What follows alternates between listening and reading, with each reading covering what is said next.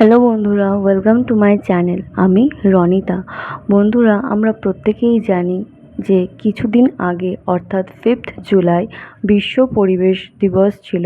বিভিন্ন সোশ্যাল মিডিয়ায় অনেক জায়গায় পরিবেশ দিবস হিসাবে অনেক রকমের কোটস, অনেক রকমের লেখা আমরা দেখেছি।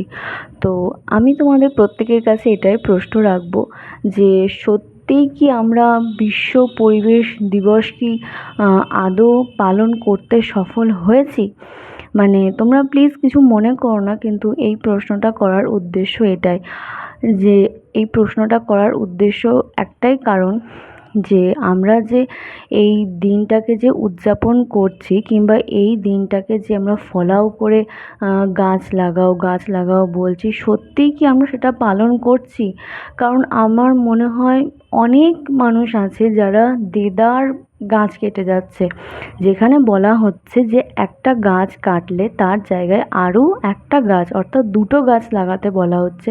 সেখানে আমরা কি করছি, একটা গাছ তো লাগাচ্ছিই না, উল্টে দুটো গাছের প্রসঙ্গ তো আসছেই না এখানে।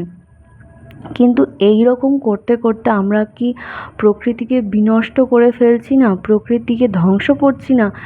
একজন মানুষ ভুল করছে আর সেই ভুলের মাসুল কিন্তু প্রতিটা মানুষকে ভুগতে হচ্ছে।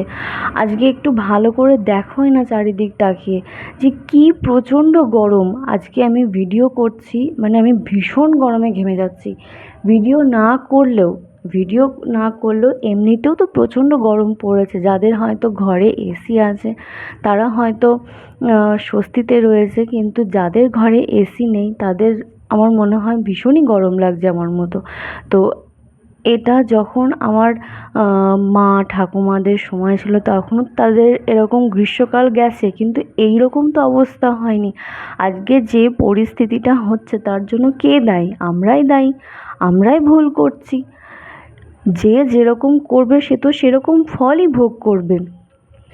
আমার একটা জিনিস মনে পড়ে যে আমি যখন পুরীতে ঘুরতে গিয়েছিলাম, যে একটা অনেক সুন্দর অনেক দূর থেকে বন দেখছি।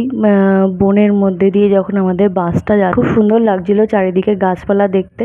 তো সেখানেও দেখছি যে অনেক বড় বড় গাছ কিভাবে সব কাটা পড়ে রয়েছে। তো দেখে খারাপ লাগছিল, যে কারণ আমি ভীষণ গাছ ভালোবাসি, কিন্তু গাছ যদি কেউ বিনা কারণে কেটে ফেলে আমি সহ্য করতে পারি না, আমার ভীষণ খারাপ লাগে। এমনকি আমি যেখানে থাকি সেখানেও যখন কোনো অনুষ্ঠান হয়, সেখানে যখন কিছু মানুষ আছে তারা এসে মানে কোনো জিজ্ঞেস করা তো দূরেই থাক, আমার মনে পড়ে যে আমার খুব পছন্দের শখের একটা গাছ, সেটাকেও খুব দয়া মায়াহীনভাবে কেটে ফেলেছিল। তো আমি এটাই বলবো যে আমরা এই দিনটা অবশ্যই পালন করতে পারি। এই দিনটাতে অনেক বেশি বেশি করে ফলাও করে করে সোশ্যাল মিডিয়াতে অনেক রকম পোস্টও দিতে পারি, কিন্তু এটা আমাদের কর্তব্য। আমরা আমাদের প্রকৃতিকে ধ্বংস করব না। প্রকৃতি কি করে আরও বেশি সুন্দর হয়ে ওঠে, সেই সুন্দরকে আরও সুন্দর করে তুলতে হবে আমাদের। তো আমি এটাই বলবো যে গাছ আমাদের বন্ধু। গাছ নানাভাবে আমাদের উপকার করে। খাদ্য, বস্ত্র, বাসস্থান, অক্সিজেন, ওষুধ ইত্যাদি কিন্তু সমস্ত কিছু আমরা একটা গাছের থেকেই পাই। গাছের যে কত রকমের উপকারিতা আছে তা কিন্তু বলে শেষ করা যাবে না। প্রাণী জগতের অস্তিত্ব রক্ষায় উদ্ভিদের বিকল্প নেই। গাছ আছে বলেই কিন্তু পৃথিবী আজও বসবাসযোগ্য। যেসব এলাকায় গাছের পরিমাণ বেশি সেখানে বন্যা ও ঝড়ের ক্ষতি পরিমাণও কম। গাছপালা মানুষকে সন্তানের মতো প্রাকৃতিক দুর্যোগ থেকে রক্ষা করে। যদি বাসা বাড়ির ছাদগুলোকেও একটুখানি সবুজ করা যায় তাহলে শহরের তাপমাত্রা তুলনামূলক কম হবে।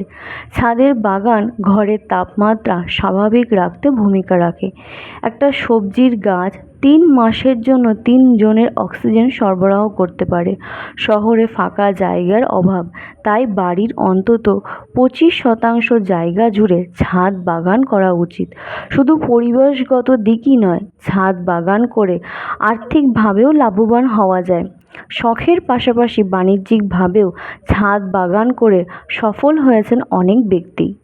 আড়াই কাঠার বাড়ির ছাদে সবজি চাষ করে পরিবারের চাহিদা মিটিয়ে বছরে 50,000 টাকা আয় করাও সম্ভব। একটি দেশের মোট ভূখণ্ডের কমপক্ষে 25% বনভূমি প্রয়োজন। বাংলাদেশে সেই তুলনায় অনেক কম। পর্যাপ্ত বনভূমি না থাকায় প্রতিনিয়ত অনেক বেশি পরিমাণে উষ্ণতা বেড়েই চলেছে। মরুভূমিতে রূপান্তরিত হচ্ছে দেশ। কার্বন ডাইঅক্সাইডের পরিমাণ প্রাণী জগতে বেড়েছে।